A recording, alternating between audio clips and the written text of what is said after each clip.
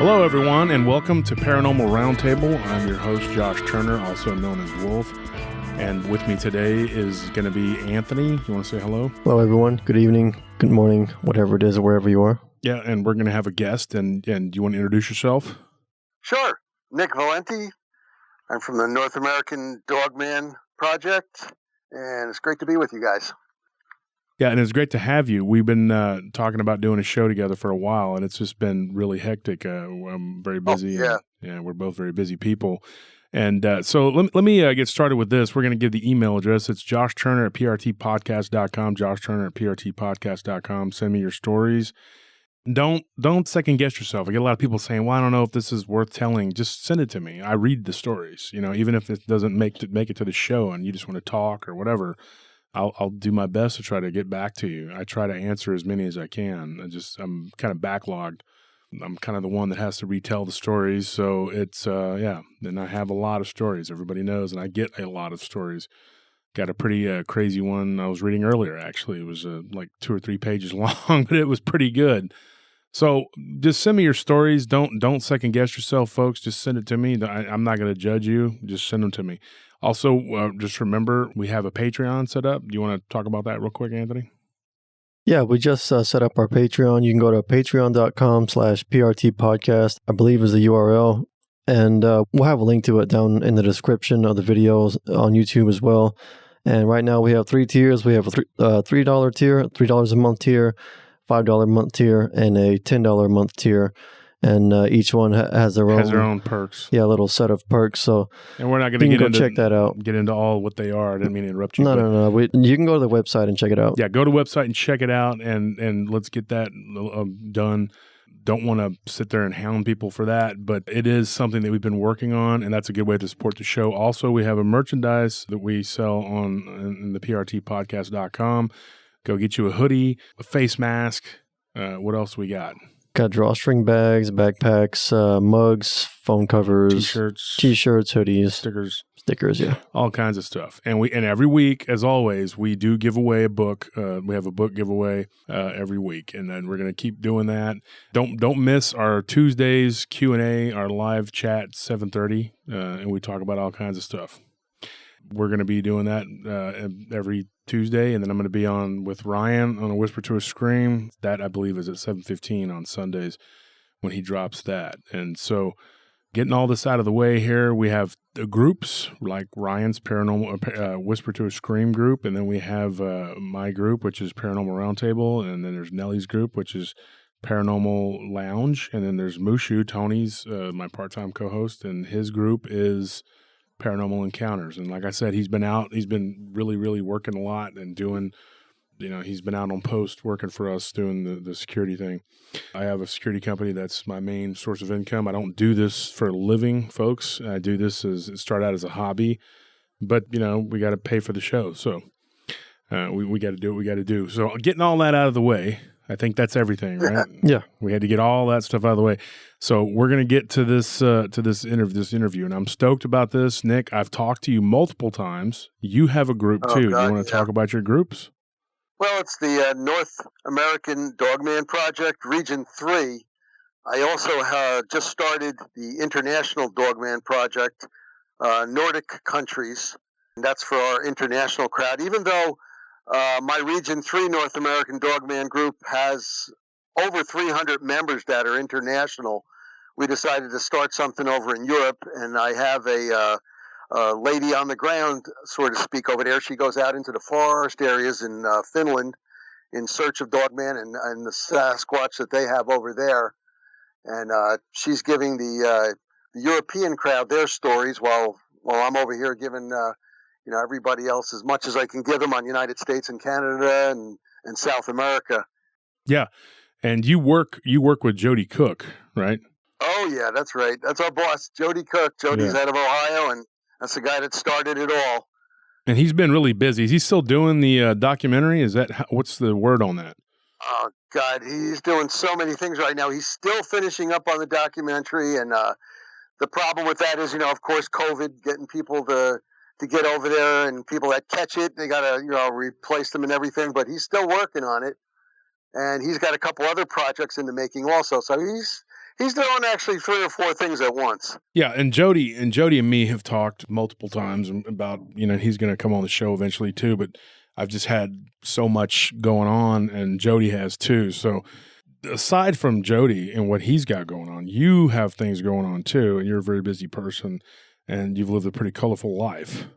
Having talked to you multiple times also, we share a lot of the same ideas, and you have a passion for this just like I do. And I like your attitude. You're humble, but you're also very energetic and passionate about what you do. Folks, I can attest to the fact that Nick puts a lot of time and effort into this subject. That being said, Nick, I have a couple questions to get started with you. Okay, shoot. Okay, the first one is, where'd you come up with those cool shirts? You guys have some pretty cool designs. You sent us some T-shirts, and folks, I'm going to try and put those on the. We'll have them on. I believe we'll put them on the show. But my wife, I took a picture when we put one in your group, and then we posted it. Oh yeah, that was a good one. I really like that one. Yeah, she really likes that shirt, and it's really cool. It's really nice. I like who came up with that idea?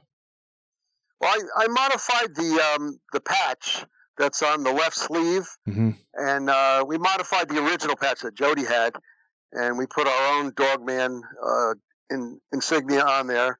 And then, of course, I wanted a United States flag, and the printing company screwed that up. They put the stars facing the wrong way, but after ordering 1,000 shirts, I couldn't exactly send them back. The back paw, that's something Jody had on the original patch, and I decided to do a blood moon version of it. And that was a little crazy, trying to get that all together, but we finally did. And for all my people listening who ordered hoodies, they're coming in. They really messed the back portion of that up. As you can see on your shirt, it's a nice orange and yellow and red blood moon. Well, they sent me a purple and greenish moon, and I couldn't put up with that, so they have to redo that one. They're going to be sending it in. Well, that's awesome because the shirts came out really nice. I really like the designs. I like the way that they came out. I like the look of it. And mine is a little small. I'm a big guy, so sugar. Yeah, so I tried to put mine on, and I was like the Incredible Hulk on there. But Nellie's just loving her shirt. She's all into it. So, but luckily I got 2 people in the house. My brother and his son both are 3X. So. Yeah, but I'm holding on to my shirt until I can lose maybe more weight so I can get into it. But I found out some bad news today. I found out that my body has decided to stop at the weight that it's at and is adjusted to this weight. So according to this holistic medicine person she's helped me a lot. And so she's told me a lot of, she's from Germany, and she's got a holistic medicine store here in Austin. And pretty much everything she's said up to this point has been spot on when she's helped me out. So she told me today that the weight is going to be slow to lose, but once I get past this certain point, then it'll start to lose again like it was. So you're talking like for about a month or 2, you're only going to be able to lose about half a pound a week. And yeah, and so you look real buff if you can just squeeze into that 3X shirt. Yeah, I mean, I'm a pretty muscular guy, but I got a spare tire too. Do what? What'd you say, Nick? I was saying this. You're trying to brag if you squeeze into that shirt. Check his pecs out. Look at his ab. I'm a pretty muscular person, but I also got a big old spare tire down at the bottom of that. So I'm sitting there going like, oh man, if I get rid of that. But those shirts are nice. But anyway, beyond that, I wanted to ask you another question. How did you get involved with the NADP, the North American Dogman Project? Well, I had been in cryptozoology for, about 14 years before I got involved with the NADP. And I had been going throughout the whole country, actually, because the job I was doing kind of allowed me time to do that. I've been to Washington State, Oregon in search of Bigfoot, up into Canada in search of Wendigo, I crossed the border into Mexico in search of Chupacabra. Of course, where I live in New Jersey, I've been down to the Pine Barrens for the Jersey Devil. I've been over to West Virginia for the Mothman. And after actually satisfying myself on I need to back up. My whole deal as a 14 researcher and a cryptozoologist, I'm in this to prove or disprove the existence of these cryptids. Mm-hmm. And I'm just in it for the science. I don't care about the fame. I don't care about making money because I've taken my own money, plenty of that too. So I'm fine with that. So I'm out there and I'm really into the science of cryptozoology. I mean, I've taken some diploma courses last year. I've read over 116 books on cryptids, and I can't tell you how many thousands of articles on the internet and in magazines and papers I've read. But to get back to answering your question, back in September of 2013, I had an encounter. And I didn't mean to have this encounter, but I did have an encounter, and it changed my whole way of thinking. And it was 11:32 p.m. at night. I was coming back from some training, and I decided to go over a mountain to get home because it would have saved me 15 minutes. So I just wanted to go home. We had been training for over 11 hours that day, and I went up over the mountain and went into a place called Watchung Reservation. Now, Josh, I'm going to tell it here for the first time on your show. I've been saving it since, for over 7 years now. And I've been saving it for a reason, because I wanted to check out the area myself with my team. And I generally go in with 7 people. I didn't want anyone else kind of polluting the area because of what I saw. And I never saw something like this before in my life. It was 11:32 at night. I was in Watchung Reservation. I'm driving a Jeep Wrangler, had all my lights on, high beams, pitch dark. It's a place where people go to bring their families during the daytime. It's a huge forest area. They have a lake that goes through there. I've been there, I can't tell you how many times as a child with my parents, and ever since then I've used to go up here too, hiking. And my high beams hit something as I hit the top of the mountain, and there's an oval up there, and my high beams hit something. It reflected, and I saw something that I thought was a large bear. It was right at a stop sign, and that's what the reflection was from. I went around the circle, and I put on my highlighters on the top of the roof, and I lit up something that I had never seen in my life. I just couldn't believe what I saw. I was thinking it was a bear, and I saw a bicycle that was chained to the stop sign post, and my first thoughts were that this bear is eating a human. So I stepped out. I had a weapon on me because I had been training during the daytime, and I also had bear spray. And I was approximately 25 feet away. And I say approximately 25 feet away because I went back the next day. And what I saw, to me, at the time, I could only say I thought it was a werewolf. To me, it was a werewolf. I never heard of a dogman before. This creature was chewing on a piece of flesh. As I got out, I had my pepper spray, my bear spray ready to shoot. It didn't even look at me. And from what I could see, it was actually chewing on a piece of a deer. And I'm looking at this thing, and now that I'm more educated with the dogman, it was there's 7 different types of dogman, but it was a canine variant 1. It didn't even look at me. It just kept chewing, and then I felt like it had this attitude of, you're insignificant. And after chewing, it dropped what it was holding, and it walked away into the woods. I just couldn't believe what I was seeing at the time. I mean, I wasn't shocked or standing there, in any sort of shock or anything, but I'm looking at this thing, and it just ignored me. It walked into the woods. So here's something I saw with my own eyes after having, searched for cryptids for about 15, 16 years already. And I've proven to myself what a Jersey Devil was, what a Chupacabra was. And I'm looking at this thing saying, I saw this in movies, a werewolf. And werewolves were like men turning into werewolves. And this thing wasn't anywhere near 6 foot tall. This thing was, when I went back the next day, I did measure it in accordance to the sign. There was a stop sign there. It was 7 feet 7 inches tall when I laid out a ruler over there on the stop sign. It walked off, and then I'm still standing there in a defensive posture, and less than a minute later, I saw about 150 feet away from me in the sky, I saw a oval white light. It was super bright. And then it went off. I went back into my car. I always carry a spotlight with me, and I hit it on the entire area, and there was nothing there. I'll tell you one thing that I never hear mentioned when people have an encounter with a dogman, and I guess I'll be putting it out there now, is that there was a terrible scent. And it wasn't, and people say to me, oh, it probably came from the deer. No, it wasn't from the deer. This thing smelled like urine and blood mixed together.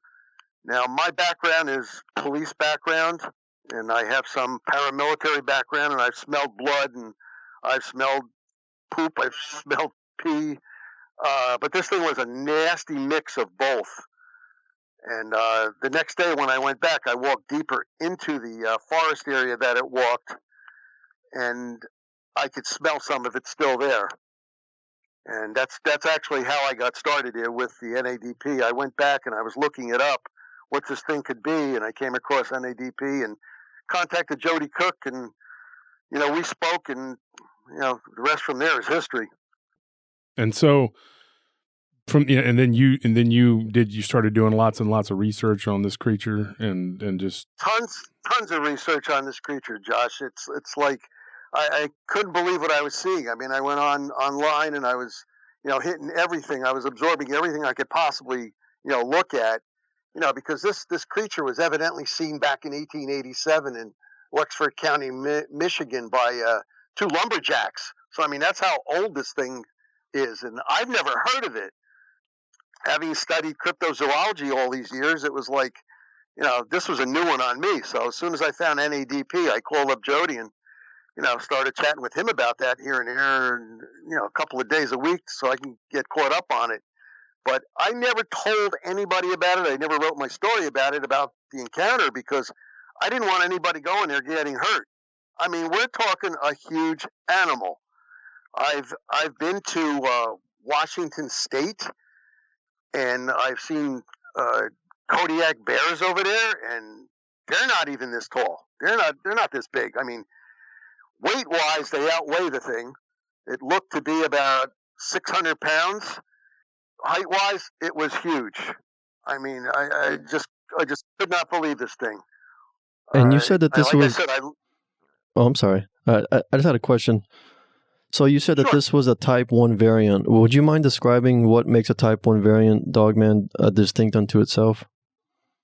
Well, there's like 7 different variants, and some people will disagree with some of the variants, but the Type 1 variant has like more of a wolf's head, very tall, and the other variants look anywhere from with their teeth, their I guess you would call it their canine fangs. A canine variant 3 has large fangs. It has a wolf's head, but large fangs coming out. That's how you can distinguish it. This one did not have that at the front. It had very large teeth, but it looked like a wolf. It had medium black hair. It had medium-sized ears that were sticking straight up. And I should mention it. Well, as I said, it stood next to a stop sign. I should mention it was bipedal. It was on 2 legs. It walked off in 2 legs. I mean, to see something like this, it's crazy. A Type 3 variant 3 looks more like a Sasquatch. A Type 3 variant 2 looks, oh God, it looks like a cross between, I guess a lion and a and a wolf. And a canine variant 2 looks more like a hyena. But this one here looked more like your everyday wolf with a large snout. And when the lights were shining off it, I could see the eyes from where I was. And like I said, I was like 25, maybe 30 feet away. They were amber in color. So it was shocking to say the least. I'm used to situations, and I don't freeze up, but seeing something like this with my own 2 eyes, after having been, like I said, down in Mexico, looking at a chupacabra, being down in the Pine Barrens and speaking to a gentleman there that showed me what the Jersey Devil actually was. And now I'm seeing this thing here that I thought was a werewolf and find out later it's called a Dogman. Just, I mean, like the listeners at home, a lot of you people already know. I had an encounter, and it sounds very similar. Like it was 7 foot 5 inches. That's pretty much how we figured from the ground to the, and it, when you see something like that, the description you gave is very similar to mine. I mean, it's just it's just unreal. It's hard to wrap your mind around, and as far as I know, I mean, it looked flesh and blood, but, from all the research I've done as of the last, couple of years, it just seems like they're not what we think they are. I mean, there's this whole community that's just like very closed off and kind of clannish, and they believe that they're flesh and blood and that's all there is to it, and that we're going to someday discover them and that blah, blah, blah. But what you said about the light, that is something that has popped up several times just in the last couple months when I've been talking about these things. I got a story from someone, and they swear up and down this was a skinwalker. Now, a lot of times when somebody will give me a story, Nick, they don't say, they'll tell me the story. I saw this weird thing. Like today, I was getting a haircut, literally. Yeah. This woman that gave me the haircut, and I was talking to her, and she works at this place, and they're in Austin, and near the Arboretum, and she told me that she saw something really weird when she was in Arkansas, and I'd gotten my haircut there I have like a membership there, and I got my haircut a couple times there from another lady, and so she was cutting somebody's hair right next to me. I couldn't get in with her, so I got with this new girl. And she was telling me a story that basically was like she saw a rake. But she didn't call it that because she didn't know what that is. But she was describing what people talk about, this rake-looking creature. Of course, the name rake is a creepypasta creation, but it doesn't matter. I mean, it's still, people are seeing it. And this happened to her in Arkansas. And then in the area of Arkansas, okay, there's different Dogman sightings in the Ozarks where she said she was at, and I've gotten reports of Dogman there, and I've even gotten reports of a really weird looking creature that has horns. It looks kind of like a Dogman, but it's got ram-like curled horns. It's weird. And so, you get all these weird reports.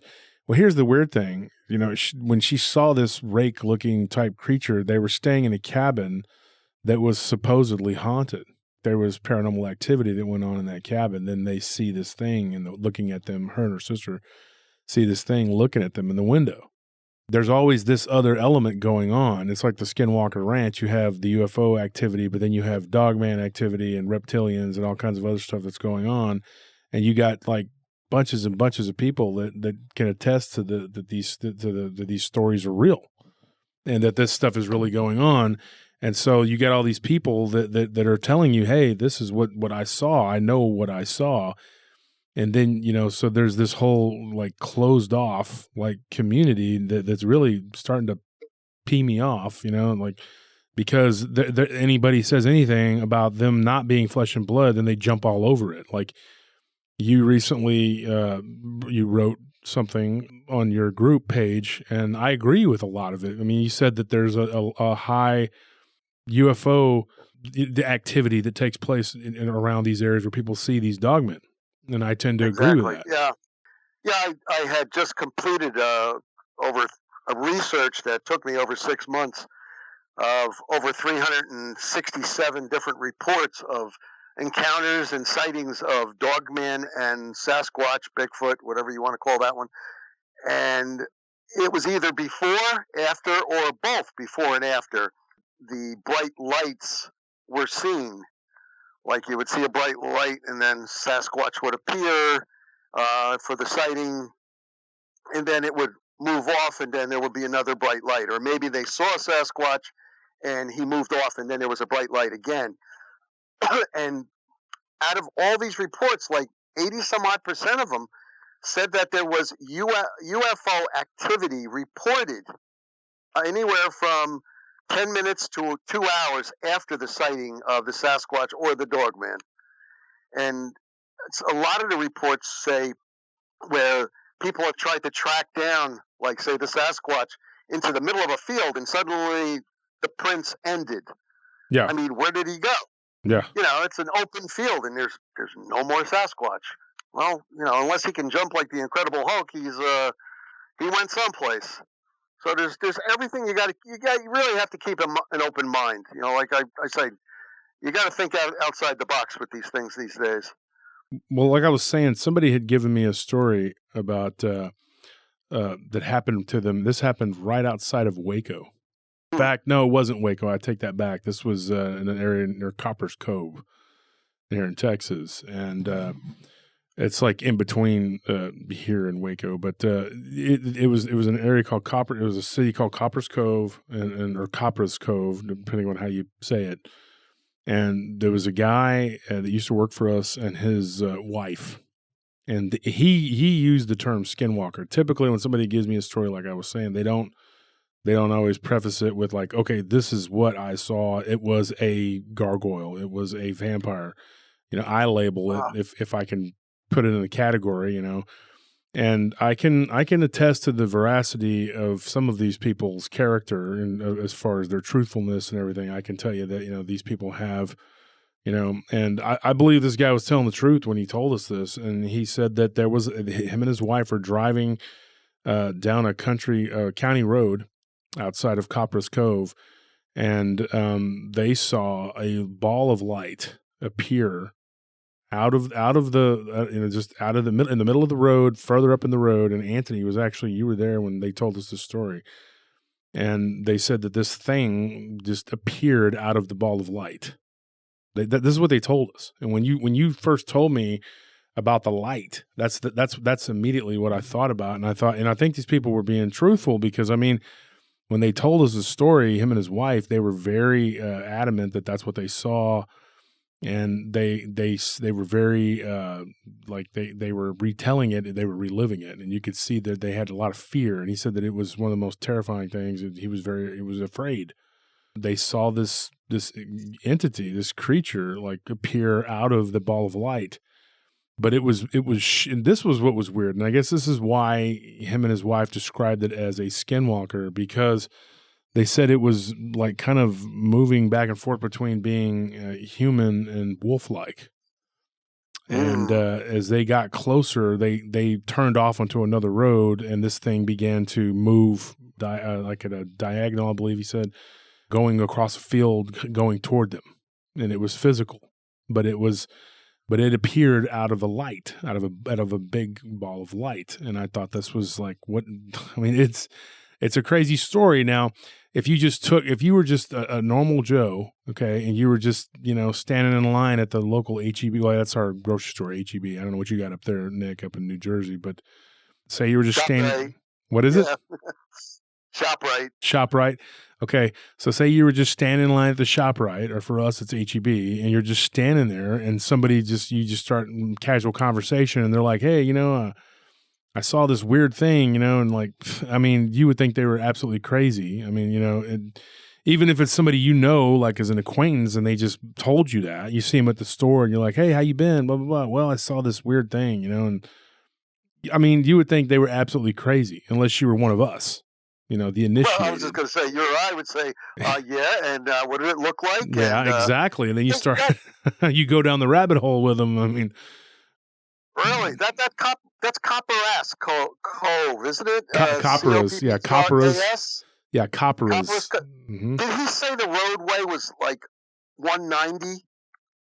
You know, like I can't even remember what the highway was. I don't, Anthony, do you remember the road they were on? No. I had, that may have been one of the 300 plus reports that I went through.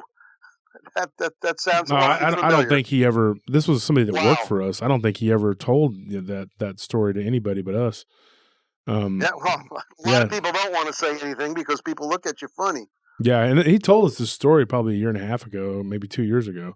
It was before they even started working for us, and they moved away. They moved to like Missouri or something. But what's crazy though, I mean. That you would think just that story, you're going like, okay, so some werewolf guy appears out of a ball of light and begins to chase your car. So you think that's insane. I mean, you're thinking that's insane, but I had gotten a report very similar to that out of Oklahoma, okay, near Lake Texoma, which is obviously there's been what people would term dogman activity there, and even what I term is I call them devil monkeys. I mean, these creatures. There was somebody that said they were right there by Lake Texoma, in between there and Durant. Which is where when I go, gamble, sometimes I'll go up to Durant. I like that Choctaw Casino, but it's a pretty nice resort. But my wife likes it. And so anyway, I've been up there, Lake Texoma in that area.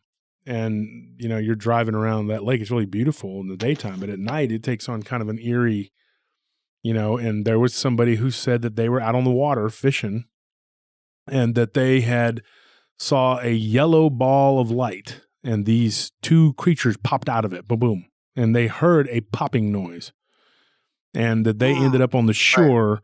So, and then they said these things were just standing there on the shore watching them, and they just they turned their boat on and they got out of there. But they saw this, and now I know that the show These Woods Are Haunted on the Travel Channel, and I know the producers of it, and I know Michael Shann, he's a good guy, he's a friend of mine, and I have done a spot for them. I don't know when they're going to air it, as when this airs. I don't know if it's going to be before or after this airs, but so I did a spot for it on the Church of the Forgotten, which is one of our episodes that we did, and it's something that happened to me and Scorpion. But that show had me and him and the other producer. We talked about these three guys that had an experience that was on, I think it was season 2. Or maybe it was the first season. I don't know. How many seasons are there? I don't even know. I think there's been 2 already. It's either the first or the second season. I know that. But anyways, there was an episode where these guys were basically attacked and chased off by these dogmen right there at Lake Texoma. Now, they didn't report a light or anything like that, but, you got to think that could be the same thing that whatever this other guy that gave me this report of, being at Lake Texoma fishing, because I had mentioned it once before, in either on one of my groups or on the show. And this guy said, hey, I was on Lake Texoma one night about midnight, and I was fishing with my brother-in-law, and we saw this yellow light just kind of flickering, and then just this spherical light, and then these two wolf-like creatures popped out of it. That's not a coincidence. And then, of course, you had those guys that had that terrifying experience and they were on that show, These Woods Are Haunted. So, you're going like, okay, this is a theme. I mean, you're getting this theme. I mean, it's crazy. I mean, you don't even, it's so hard to even fathom like how many reports you get where there is a light that is reported. I know that there was another story, and I know Linda Godfrey had covered this one, and then it ended up on a show. I think it was Paranormal. I can't remember the name of the show. Anyways, it was called Paranormal something. I can't remember what it was called. Paranormal Survivor, or the other one that's got a lot of encounters on there. Do you have any idea, Anthony, what it's called? Anyways, the show it was up in Vermont, I believe, or Maine, something like that. And these people were sitting on their porch, and they see this ball of light appear, and then these wolf-like creatures come out and start, harassing them, and basically they end up, the gist of it is that they end up, laying siege to their house, and they're trapped inside the house. And the guy's wife had told him that he couldn't, have his guns. So his guns were in the barn. Okay. He couldn't have the guns in the house. Well, it's just a great place for that to be. Yeah. And so I can't remember the name of the show, but anyway.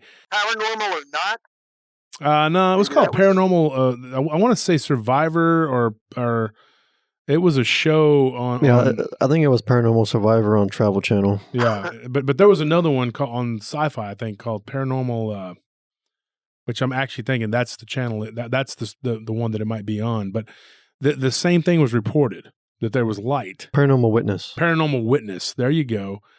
I was trying to remember. It was racking my brain trying to remember. But it was either Paranormal Witness or Paranormal Survivor. And I believe that Linda Godfrey covered it in one of her books. And I did talk to Linda about that incident too. We went over it, like we talked about it. And if I remember correctly, it was, she put it in one of her books. And so it was crazy because the same thing happens. There's like this light, and then there's dogman activity. You know, and so people that will poo-poo, you know, your idea that there could be a connection between the UFO activity and, you know, or this light that people see, what is that? I mean, like, what is that? Because there's something to that. There's got to be, you know, where there's smoke, there's fire.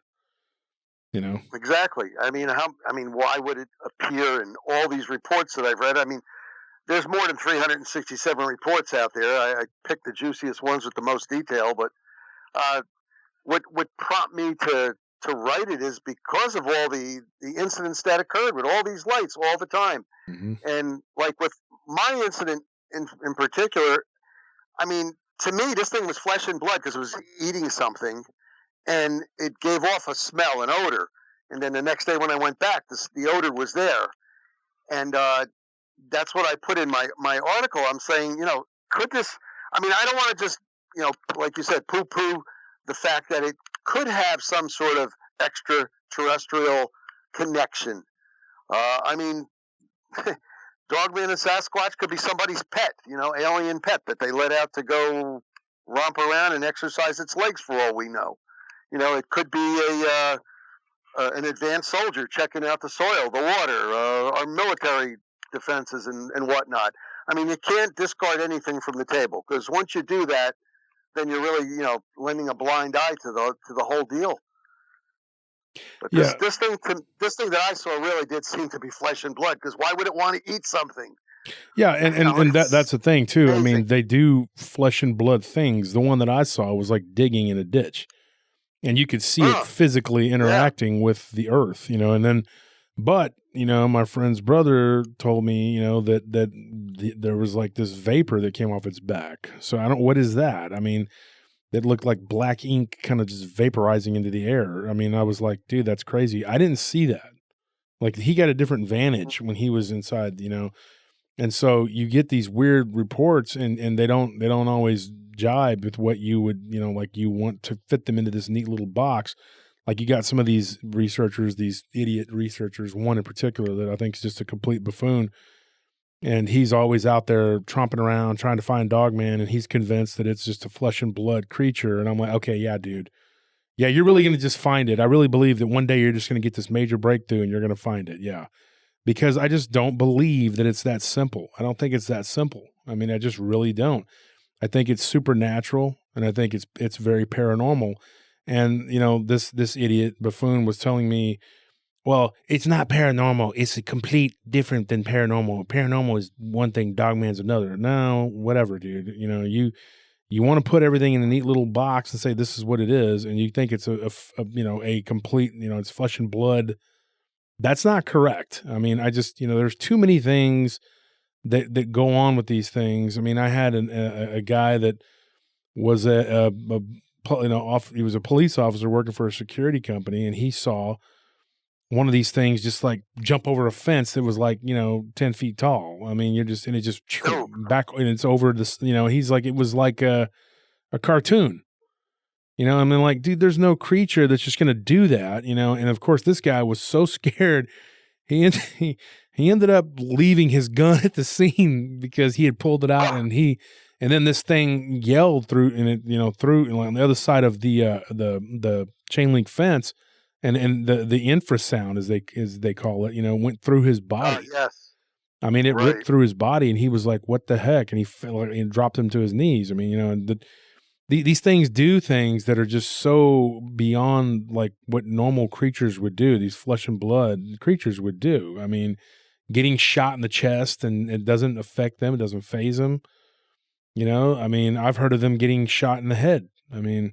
And then there's incidents of them appearing out of nowhere. Like I had a guy who was going up to his office. He worked at a lawyer's office, and he went into this office and he saw this shadowy thing moving around inside the office.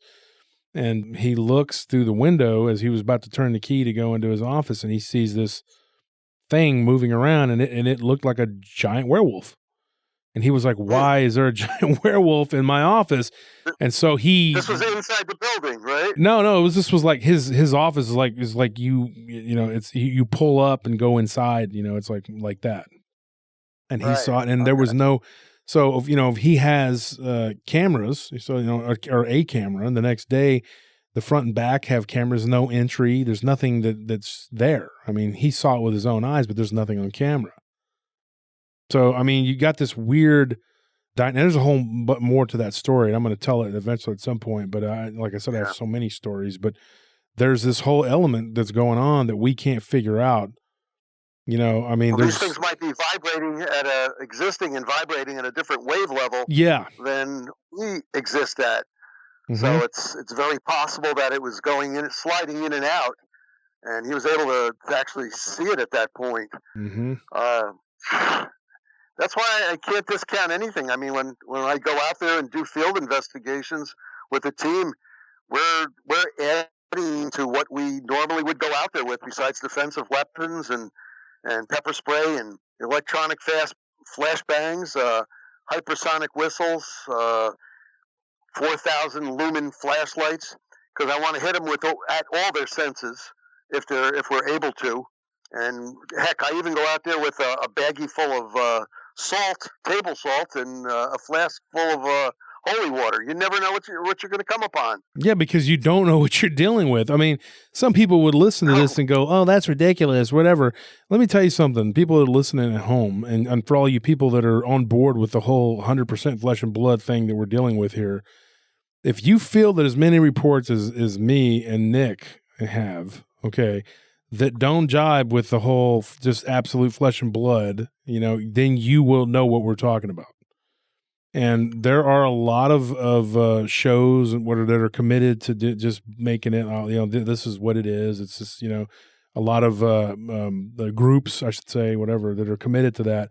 And that's fine. You want to be on board with just putting yourself into a box and believing that one day you're going to get this magical breakthrough and you're going to get all this evidence.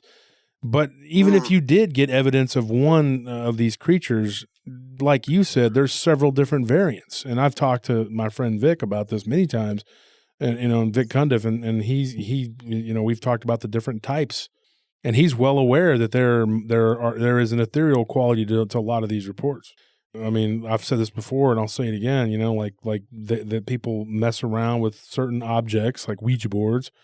And then something happens. My wife had her encounter, you know, up in the Mojave Desert, and when she was a child, and her and her sister saw one that they found a planchette, you know, that somebody had obviously left there when they first moved into that house, and they had messed with it, and they were playing with it, you know, not a Ouija board, but just a planchette, and then this thing appeared, you know, like later in the next night or whatever, and it appeared to be looking for someone, you know, and it was a shadowy type creature, you know.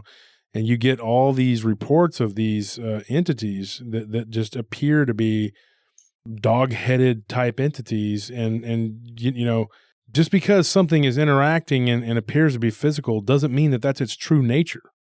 You know what I mean? It doesn't mean it's going to be friendly either. No, and that's another thing. I argued with somebody today in one of the groups about how she communicates telepathically with them and that they're all friendly and good and all this stuff. And people are sitting there, you know, going along with that.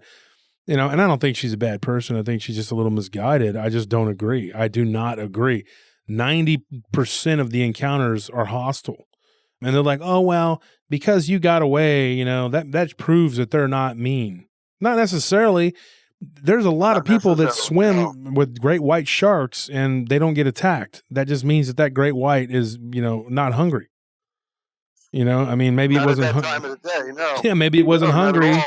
Or it doesn't know what you are, or it knows that you spotted it. And typically, you know, I've watched Shark Week. Everybody has, and you see these seals swimming around, doing loops around these great whites, kind of taunting the great white because they know that the great white is an ambush predator. And once you've made it and you've seen it, then they're pretty much like, okay, I'm not going to be able to kill this prey because it knows I'm there, so it doesn't really attack. Crocs and great whites are pretty much ambush predators. That's what they do. You know, they pop up, you know, and get you when you're not able to see them, because, you know, I've heard lots of guys talk about these creatures. It's like, it's not the ones you see you got to worry about. It's the one that you don't see. You don't see, exactly. Mm-hmm. And something you were touching on before, I just want to bring out to the people that either believe or don't believe, or the guys that really truly believe and they want to find one. You know, it might just find you out there, and then what? What's your game plan from there? What are you going to do about it? Are you equipped? Are you prepared? like I said, I've got a lot of experience in doing these things, from paramilitary training and police SWAT training and stuff like that. I don't freeze. And I'm going out there with 6 other guys, and we are defensively armed, and we do have a plan. But you're going to go out there by yourself or with your girlfriend or your wife, and then what? What is your plan? I would hope they would at least go out there with some pepper spray to just give them enough time to run, and do something. But if it's not a flesh and blood thing, and it's immune to that, then what? So, I mean, I wouldn't go out there chancing it, actually. Well, I wouldn't chance at all. I don't know if you're familiar with Dark Waters. He's a friend of mine, and one of the things that he had said that he had gone out to Taylor, Mississippi, to with this friend of his to see if they were real. And then they started to panic, and the guy drove off and left him in the street. And then the guy came back, and he jumped in the back of the truck, and that's a story that and you hear about this kind of stuff, and now that kind of reverberates as another story that I got, and this was near Bastrop, and now back before there was a big fire back in, I think, was it 2009, Anthony, when everything got burned up? I believe so. Yeah, and so it was called the Lost Pines. There's a bunch of them out there, like just a bunch of piney woods, and you get a lot of Sasquatch reports, and I didn't get too many Dogman reports, but this guy, he claimed that he was out there one time and near the little lake out there in Lake Bastrop, and that he was going out toward his fishing hole, and he saw across the lake this Dogman looking creature. He thought it was a Sasquatch, and he was drunk. And he told me, because I was drunk, and he's a guy known for years. We call him Spike, and Spike threw a rock at this thing, and so he went back and he told his brother-in-law. This happened way back, in the years ago, back in the late 90s. And he said, I went back and told my brother-in-law and about it. And so the brother-in-law's like, nah, and he's like, yeah, dude. And so his brother, he's like, I'm not going back over there. So his brother-in-law took his wife, which is Spike's sister, and they go out there and they start tromping around out in that area. And yeah, they run into 2 of them. And like to this day, he's never told my friend what happened to him, and like I've never gotten the story from him. I tried reaching out to Spike a while back, and I couldn't get a hold of him, but I never got the complete story, because these things chased them back to their vehicle, and that was all that his sister would tell him was that they just got chased, and it was a close call, and one of them like rammed into the back of the truck and moved the truck. It was a Ford F-150. And that they were terrified, and then they just kind of got, they got away, and he told them that didn't even give them a description. He said they're real. That you were being honest. There's something real out there, and he had no game plan. He went out there just and like I said, he never did give him the description. And this was something he told me and my buddies, that we were all working at the bar, and he said I've seen something similar to that, and he goes, I couldn't tell if I was what I was seeing, because it was perfectly still. So I threw a rock, and he goes, and it moved, and it kind of had a small snout on it. And he goes, that's crazy. So he goes, I just got nervous, and I walked back to my vehicle and took off. But then he told his brother-in-law, who's like, oh yeah, I'm going to go out there and mess with that. And he went out there with no game plan and almost got, we really don't know what happened, because I've never gotten the full story. So I've never told it, but just we're on this thread of like, Right. Yeah. And so let me ask you this, changing gears a little bit here. You say you know what the Chupacabra is. Like, then we're going to get into that. What is that? Tell us what that is. Well, the Chupacabra, of course, means goat sucker. It was first seen in Puerto Rico. Geez, going back quite a while now. And it looks like a very large dog, a hybrid dog. Mm-hmm.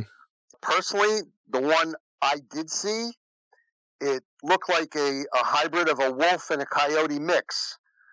These things, evidently, they're hairless except for a ridge line of hair on the top of their bodies. Looks like they have some sort of a skin disease. They have a grayish color, and because of this skin disease, this is my take on it. I think they're no longer good hunters. So what they do is they go after like domestic type animals, like sheep and goats and chickens and the like. Mm-hmm. and they do have two fangs at the top of their teeth there that they sink into the back of the neck. I mean, a dog, if a dog's fighting another dog, they're going to go for the neck. And from what I've checked out down in southern Texas near the Tex-Mex border, Mm-hmm. and when I did finally get to go over into Texas, the Ciudad Juarez area of Texas, a friend of mine who lives in Texas, El Paso, he heard about it. He told me. I flew down. We went over the border. He speaks Spanish very fluently, so he came with me. And we went to this ranch because it's like a cowboy ranch down there. And let's see, I'm trying to remember how you pronounce this. Chihuahuana? No, you're talking about Chihuahua or Tijuana? Or Tijuana? What are you talking about? No, CHIH. Chihuahua. Chihuahua, yeah. Chihuahuana, the desert. It's right near the Rio Grande. Mm-hmm. It's like a cowboy ranch. They've got cowboys out there, and he's got chickens, and he's got he got some cattle. And it's pronounced Ciudad. Anyway. Ciudad. Oh, wow. Yeah. I can't pronounce that. Yeah. New Jersey boy here. And you're Italian, right? Yep, that's it. Yeah. Ginzo's through and through. But we went over the border there. It was in 2011, and being, I guess these people, they like to bargain a little bit. He wanted $20 to show me this animal that he shot that nailed two of his goats and one of his sheep, and they hit him on the neck. And he's telling my buddy, he's going, no blood.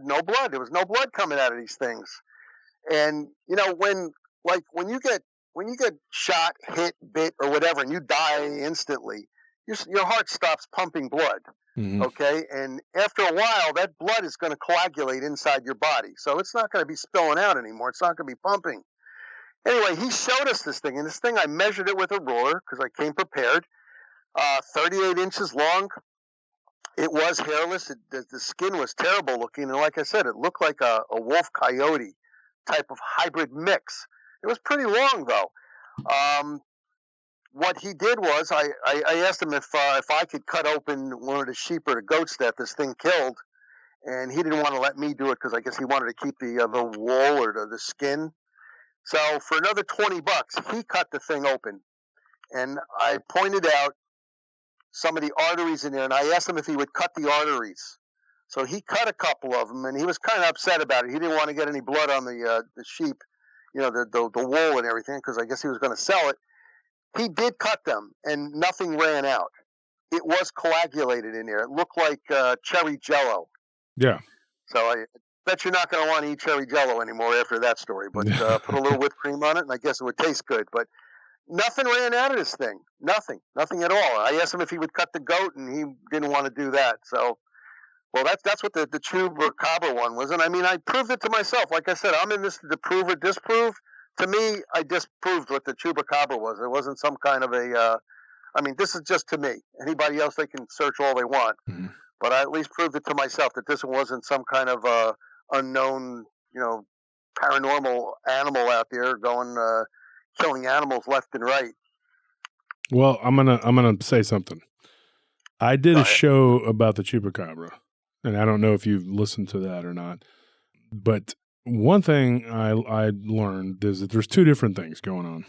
And I have actually seen these things. I've seen them twice. I saw back in 2008, I was working at a security post, and I would see these things, which now they're calling them blue dogs. Mm-hmm. My good friend Ken Gerhardt, and he lives like 90 miles away down in San Antonio. And I've talked, like me and you talk, me and him talk. Yeah. And me and Ken were just talking one day, talking shop, and we'll call each other and say, hey, you see this is interesting, and we'll talk or whatever. And one of our conversations we were having, I talked to him about this blue dog, and I said, hey, I'm about to do an episode on the Chupacabra. And then he referred me to Nick Redfern, and we talked too, and I talked to both of them. And I said, look, I've seen these things, and they both explained to me that it's actually not as rare as I thought it was. It's Ken actually saw one time when he was near Abilene coming back from a conference. I believe he said it was Abilene. And I was like, oh my gosh. So he saw one just running across the road. And then me and my wife saw like two of them right there on Lamar in Austin, Texas. And, it's right there in North Lamar, real close to this apartment complex right there on one side. And then there's like a big cemetery on the other side, but they were running toward the cemetery. And yeah, they were very much flesh and blood creatures. And when we pulled up, we could see them down like in the little gully looking up at us. And they were clear as day. You wouldn't be able to get a good picture of them, because it was dark, but you could see them. I mean, you could make them make out with, you could see the gray and whatever. And I told my wife, I said, I've seen these before. In 2008, there was one that was always creeping around in my job site. And I just thought it was a mangy coyote. But when I saw it on TV, I was like, oh, that's not a chupacabra at all. That's what that is. But now there's another thing. I've gotten reports, and even around, and I just call it that, chupacabra, because I don't know what it is. I have no idea. But it's like this weird looking, like alien type critter with like spiky looking, sometimes it has ridges or nodules and spikes, and then it kind of hops around. And I've gotten reports of that. And I had a guy that worked for us out by the lake, by Lake Travis, and he swore up and down that this thing looked like if you took like a gray alien and you turned it into, made it a little more reptilian, gave it scales, and kind of changed the color around a little bit, and when he was not like 100%,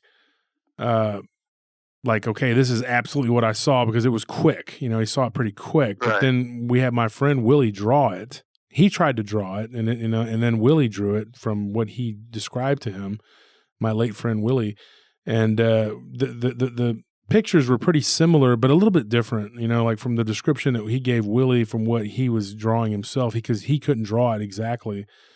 And he said that Willie's picture was very, looked similar to what he saw. And it looked like this little demonic, impish looking thing. And I had that picture for a long time, and I was like, that's a chupacabra. And then we had Willie, he had drawn a picture for this lady that claimed that she had been in alien abduction. Same thing. This little impish-looking creature was on this, like, which she thought was either a facility or a ship. She couldn't say.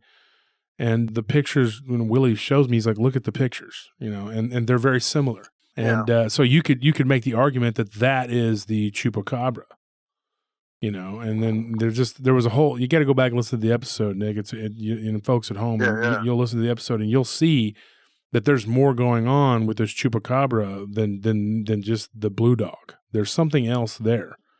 In particular, the Puerto Rican version is some sort of little reptilian-looking creature, and they say that if you're and I say they, and Tolstoy says if people say they don't know who they are. But what I mean by they is there are people who live in the jungles in the area around these where these creatures are in Puerto Rico. And in Puerto Rico, they say that if you're there and you come across one of these little creatures, that they hiss and they hop around, and that you're supposed to hum or sing a little tune, and it kind of lulls them to inactivity. That's the folklore behind it. And I've heard that multiple times, that people have said that that's what they tell you to do. I don't know that that's the truth. I'm not 100% on that, but there is something else going on besides just the dog like chupacabra, which I believe I'm on the same page with you that it's a type of ailment through some sort of crossbreeding, and if you inbreed too much anything, it comes out messed up, and if you outbreed too much, then it comes out messed up. And if these things, supposedly when Ken Gerhard did the DNA, they did on the show that he was on. I don't remember the name of it. But because he's on TV like all the time, but they did a show about it. They had, I think that one was Monster Quest. I think, I'm not 100%, but they did the DNA, and it was like dog, different types of dog, and then there was wolf, and then there was coyote, and then there was some unknown. Yeah, that was Monster Quest. I remember that. Monster Quest. Okay. Yeah. So that's what you got going on there. I mean, but then the unknown is really weird. And that's all the time we have for this week, folks. Tune in next Friday for the second of our 3-part interview of Discussing Dogman with Nick Valente of the North American Dogman Project. But for now, good night.